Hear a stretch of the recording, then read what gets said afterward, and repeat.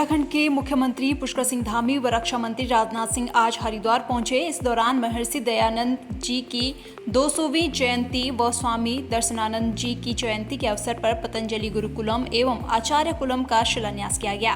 हरिद्वार में डीएम और एसएसपी ने गरीबों को कंबल बांटे। देर रात हर की पैड़ी क्षेत्र में भ्रमण पर निकले डीएम धीराज सिंह गबरियाल और एसएसपी परमेंद्र सिंह डोभाल ने गंगा घाट पर सो रहे कई गरीबों को कंबल बांटे, साथ ही चाय और बिस्किट भी खाने को दिए। इस पर देखिए कुछ दिनों से लगातार ठंड बढ़ रही है और कोहरा भी आप देख ही रहे हैं, तो उसकी वजह से ठंड और ज़्यादा बढ़ गई है। इसलिए शासन के भी निर्देश हैं, इसलिए जिला प्रशासन पुलिस प्रशासन संयुक्त रूप से हम लोग देख रहे हैं जगह जगह पे। कई लोग ऐसे तो नहीं जो खुली आसमान में सो रहे हों, और जो लोग सो भी रहे हैं अगर उनको ज़रूरत के हिसाब से उनको हम लोग रैन बसेरा में भी शिफ्ट कर रहे हैं। लेकिन ऐसे यात्री भी हैं जो देश के कोने कोने से यहाँ पे आए और ठंड की वजह से एक कोने में आग सेक रहे हैं, तो उन लोग को हम लोग कंबल बांट रहे हैं। कुछ समय से लगातार ठंड काफ़ी बढ़ी है, जिसमें माननीय मुख्यमंत्री जी की ओर से भी निर्देश थे सभी जगह पे, जहाँ पर खासकर हर की पेड़ी क्षेत्र में या हरिद्वार के अन्य जगह पर बाहर से भी लोग आते हैं और कई बार ठंड की वजह से ऐसी स्थिति का सामना उन्हें करना पड़ता है। पैसों का भी अगर कोई शॉर्टेज है तो लगातार हम लोग संपर्क में भी थे, कुछ लोगों को हमने चिन्हित भी किया था और ऐसे उन स्थानों पर आके आज कंबल वितरण के साथ साथ चाय वगैरह का जो भी अरेंजमेंट्स हैं, हमारे लोकल के एसडीएम्स हैं, सीओज़ हैं, एसएचओ वगैरह लगातार इस चीज़ को देख रहे हैं और ख़ासकर जो लोग बाहर हैं उनको रैन बसेरा तक पहुंचाने का वो भी हम लोग अरेंजमेंट कर रहे हैं। काचपुर कोतवाली में सीओ वंदना वर्मा और थाना प्रभारी निरीक्षक मनोज रतुड़ी के द्वारा मालखाना में अवैध रूप से पकड़ी गई कच्ची शराब को तहसीलदार पंकज चंदोला की मौजूदगी में नष्ट किया गया, जिसकी अग्रिम रिपोर्ट न्यायालय में पेश कर दी गई है। कोतवाली काशीपुर में हम लोग पूर्व से हमारे पेंडिंग माल थे, जो लंबे समय से हम माल खाने में स्पेस भी दे रहे थे और जो अब जिनका कोई उपयोग नहीं है, ऐसे मालों को हमने चिन्हित किया हुआ था और इसमें माननीय न्यायालय के आदेश से इसमें कमेटी बनी हुई थी। तो इसी क्रम में आज ये 75 और 2 पहिया वाहन और 27 एक्साइज एक्ट के मालों को आज हमने हम इन्वेस्टिगेट किए। शक्ति फार्म के राजकीय इंटर कॉलेज में पीएसएस संस्था ने नशे के खिलाफ कार्यक्रम का आयोजन कर नशे को रोकने को लेकर शपथ दिलाया। साथ ही शक्ति फार्म क्षेत्र की जनता से आग्रह किया कि वो भी इस अभियान में बढ़ चढ़कर हिस्सा लें। नगर पंचायत सतपुली में नियमों को ताक पर रखकर टेंडर आवंटित करने का मामला सामने आया है।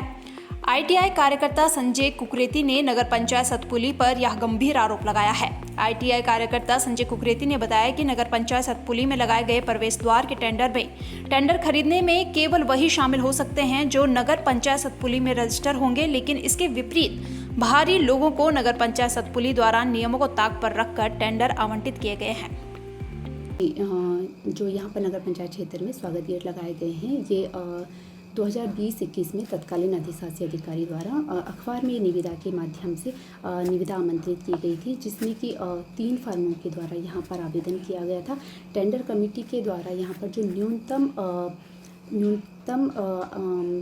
न्यूनतम दरों वाली जो फर्म थी उसका यहाँ पर चयन किया गया था। तो हमारे यहाँ तो जो कार्य का होता है हमारे यहाँ पे, उसकी सारी विज्ञप्ति निकलती है पेपर में दे देते हैं, वहाँ से स्वीकृत होते हैं वो। फिर उसके बाद जो ठेकेदारों की तुलनात्मक सीट आती है, उससे हम ऑफिस से हमारे पास आती है, उसको जो सबसे कम रेट वाला होता है उसको हम स्वीकृति के लिए आदेश दे देते हैं। फिर जो ऑफिस से जैसे भी होता है उस हिसाब से निकालते हैं वो अपना, तो हम समझौती करते हैं।